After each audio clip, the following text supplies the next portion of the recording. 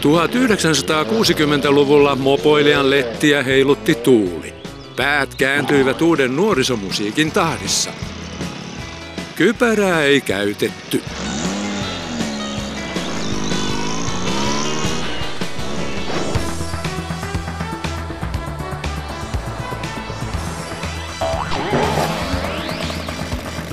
1980-luvulla mopoilijan pää kääntyi menevän nuorisomuodin mukaan.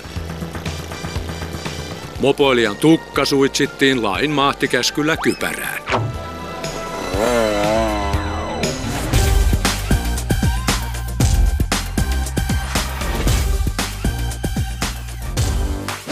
2000-luvulla mopoilijan pään käänsivät mehevä tosi-TV ja uusi teknologia.